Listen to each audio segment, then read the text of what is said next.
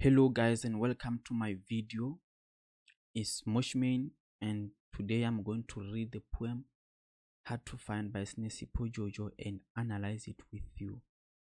So before we analyze the poem line by line, I want us to read it fully and read the summary first. It reads as follows. Words are everywhere, daily. We read them and they fly out like nobody's business when we are provoked. But there's always something hard to understand. They are hard to find when they are needed by the heart. When the heart feels, words hide like they are not part of life. While words are busy playing some twisted game, my heart looks sadly through the glass windows as the raindrops slowly slide down, gently on a cloudy lifetime, hoping that one day words will realize what my heart wants to say. So let's look at the summary of the poem. In this poem, the speaker looks at how words come freely at times and how they hide when the poet really needs them. The poet is a woman who writes poetry. So she's trying to write a poem, but then words keep escaping her mind. So let's analyze the poem line by line. In the first line states that words are everywhere. In line 1, the speaker highlights the abundance of words, meaning that words are everywhere, meaning we can see words everywhere. We can read words everywhere. So line number 2 to 4, they read as follows. Words are everywhere daily. We read them and they fly out like nobody's business when we are provoked. So meaning when they say when we are provoked is when we feel the emotions of passion and anger. When someone shows you love but then you cannot express yourself, like the guy in the first picture. And when you have anger or angry, but then still words keep escaping your mind, like the couple on the second picture. Line 2 has one word, which is daily. It emphasizes the availability of words every day. In line 2 to 3, daily we read them and they fly out. Words are readily available. Sometimes they are scarce when triggered by emotion. They fly out when triggered by emotions.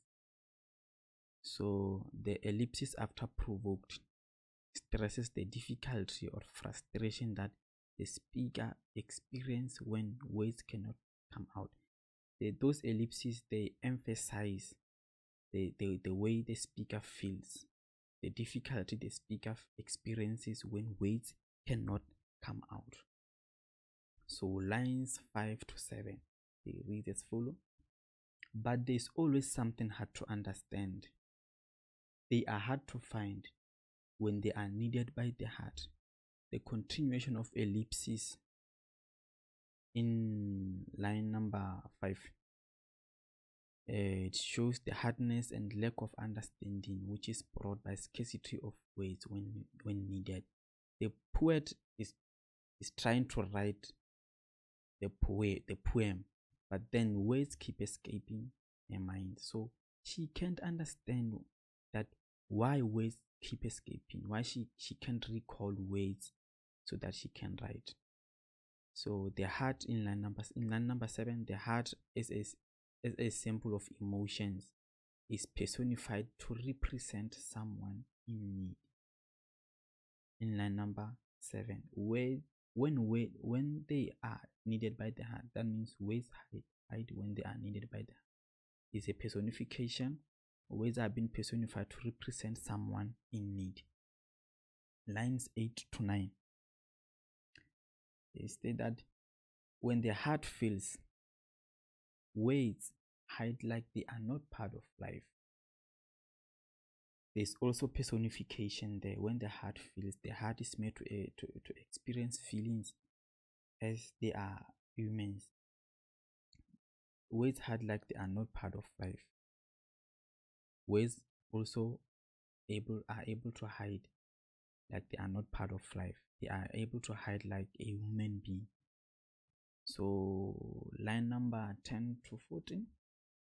While words are busy playing some twisted game, my heart looks sadly through the glass windows as the raindrops slowly slide down gently on a cloudy lifetime, hoping that one day, meaning that while words are busy playing some twisted game, there's personification there in line number 10. Words are being personified to be able to play a game. Then line number 11 states that my heart looks sadly through the glass window. So that means a heart is also personified in line number 11 to experience emotions, a sad emotion like human being. So the glass windows represent eyes. As the raindrops is tears. They slowly slide down gently on a cloudy lifetime in in the speaker's sad day, sad moment or a day, hoping that one day, let me continue, hoping that one day words will realize what my heart wants to say. There is personification in line number 15 where words are being personified to be able to think like a woman, to realize emotions of other people. So let's look at the themes. The themes in the first theme is disappointment. The speaker highlights the abundance of words through daily interaction, which is reading. That means every day we are able to encounter words through reading. The problem starts when emotions are triggered, then words escape the speaker's mind. Emotions of passion and anger. The speaker is disappointed at her inability to recall words. The disappointment is further explained in the personification of their heart, which feels the sadness as words continue to escape. The speaker's frustration is portrayed when words are described as hiding in plain twisted game. So the poet is disappointed with words as they keep escaping her mind. So the second theme is hope, which is brought by line number 15, 14 and 15, hoping that one day words will realize what my heart wants to say.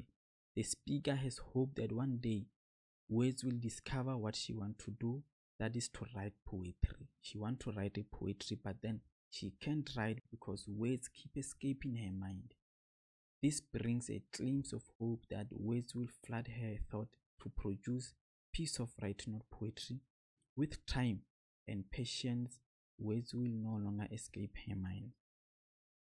Then let's look at figurative languages in the poem. The first one is hyperbole, which is, we can find it in line number 1. Line number 1 states that words are everywhere. The availability of words is exaggerated using everywhere, which indicate the abundance that is the result of reading. The second figure of speech is contrast. The poet uses contrast between line 1 and 4. Words are everywhere, meaning we can see words everywhere, and words fly out, meaning we cannot see words everywhere. Those are opposite sentences. They disagree with each other. So the third one is personification, where the heart is personified in line number 7. We talked about them in 8 to number 10, line number 11 and line number 15. Then let's look at the tone and mood. The first tone and mood in the poem is sad, a sad mood and a sad tone. The speaker is disappointed by the fact that she cannot express her feelings. Words just escape her mind when she needs to use them. That means according to this line, the speaker is experiencing the feelings, emotions of passion That means she deeply want to write a poem, but then words keep escaping her mind because she's deeply happy. The second one is hopeful. The speaker expresses a wish that words will one day become aware of what her heart wants to say. So this is the end of our lesson for today. Please, thanks for watching and consider subscribing for future updates.